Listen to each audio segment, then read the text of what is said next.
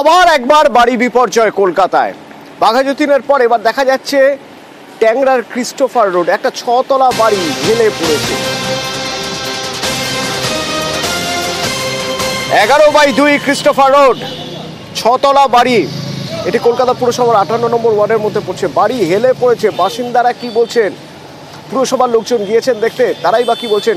এখান থেকে সুস্মিতা রয়েছেন, সরাসরি একবার কথা বলবো। সুস্মিতা, এলাকার মানুষ বা ওই 6 তলা বাড়িতে যারা থাকতেন তাদের সঙ্গে নিশ্চয়ই তোমার কথা হয়েছে।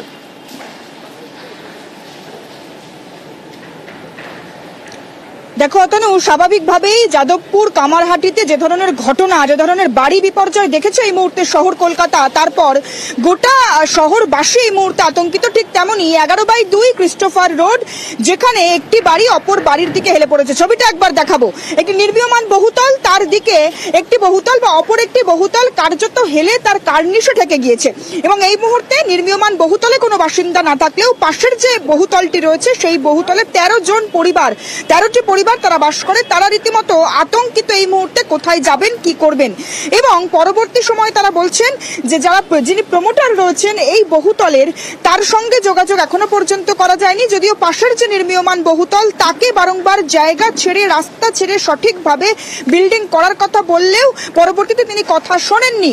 নির্মীয়মান বহুতলের প্রমোটারের সঙ্গে আমরা যোগাযোগ করার চেষ্টা করেছিলাম, বারংবার ফোন করা সত্ত্বেও সকাল থেকে এখনো পর্যন্ত তার ফোন সুইচ অফ আসছে।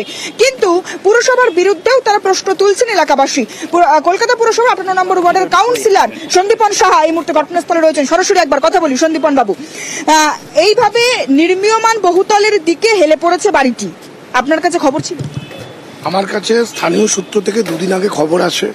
আসার সাথে সাথে আমি বিল্ডিং ডিপার্টমেন্টকে জানাই। বিল্ডিং ডিপার্টমেন্ট গতকাল এখানে এসেছিল, এসে এখানে ইন্সপেকশন করে গিয়ে তারা আইনি ব্যবস্থা নেওয়া ইতিমধ্যে শুরু করেছে। সন্দীপন বাবু, এই বাড়িটি তৈরির বা এই যে G+5 এই বিল্ডিং তৈরির পারমিশন কি কলকাতা পুরসভার তরফ থেকে ছিল বলে মনে হয়? এটা তো বিল্ডিং ডিপার্টমেন্ট বলতে পারবে, কারণ কোন বিল্ডিং এর স্যাংশন আছে, কতটা আছে, এটা বিল্ডিং ডিপার্টমেন্টের কাছে থাকে। এই ইনফরমেশন কোনো কাউন্সিলরের কাছে থাকে না। কিন্তু এই যে এলাকা, সেই এলাকা যথেষ্ট ঘিঞ্জি।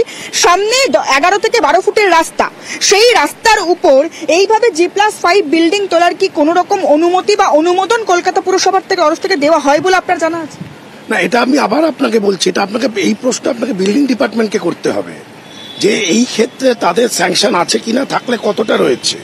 কারণ এই ইনফরমেশন আপনাকে আমি দিতে পারবো না, কারণ এইটা আপনাকে আবারও বলছি কোন বিল্ডিং কতটা একবার সন্দীপন সাহাকে জিজ্ঞেস করা যায় যে তিনি তো এলাকার কাউন্সিলর, এলাকায় কোনো বড় ক্ষতি হয়ে গেলে তাকেই তো দেখতে হবে, তিনি তো জনপ্রতিনিধি। এই যে বাড়িটি হেলে গিয়েছে, তারপরে সেই হেলে যাওয়া বাড়ি অন্য একটা বাড়ির উপর পড়ছে, তারাও ক্ষতিগ্রস্ত হতে পারেন। এইরকম একটা জায়গায় দাঁড়িয়ে বিল্ডিং ডিপার্টমেন্ট বা পুরসভার ইঞ্জিনিয়াররা দেখবে, এটা বলে তো তখন লাভ হবে না। সন্দীপন বাবু, যেখানে এই বাড়িটি রয়েছে সেখানে 13টি পরিবার রয়েছে এই হেলে পড়া বহুতলটির। এখানে যদি এই ওয়ার্ডে, আপনার ওয়ার্ড, আপনার দায়িত্ব, আপনি পুরপিতা হিসাবে যদি এই বাড়ির বাসিন্দাদের কোনো ক্ষতি হয় সেই দায়িত্ব আপনার উপর বর্তায়? না, এই বাসিন্দাদের যাতে ক্ষতি না হয় তার জন্যই তো তৎপরতা। খবর পাওয়ার সাথে সাথে কর্পোরেশন বিল্ডিং ডিপার্টমেন্টকে জানানো, তারা এসে আইনি ব্যবস্থা গ্রহণ করা শুরু করা, এবং যাতে এলাকায় কোনো ক্ষয়ক্ষতি না হয়। সুস্মিতার সঙ্গে থাকো, সুস্মিতার সঙ্গে থাকো। আমরা একবার শুনবো যে বাড়ির উপর হেলে পড়েছে ওই 6 তলা বিল্ডিং, সেই বাড়ির বাসিন্দারা তারাও যে বেশ ভয়ে রয়েছেন, তারা কি বলছেন। আমরা নতুন করে কি বলবো বলুন, আমরা তো আতঙ্কিত ভাবে আছি, আমাদের বলার মতো কিছু নেই ভাষা।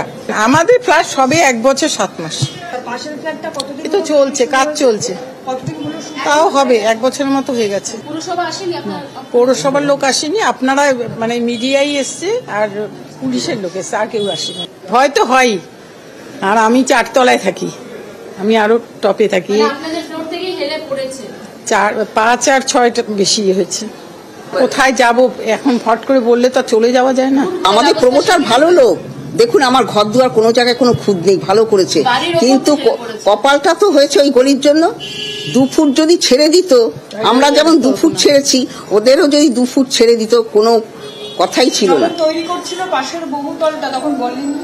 সব কথা বলা হয়েছে, না রাস্তা ছেড়েই করব, কে জানে হঠাৎ তুলে দিল।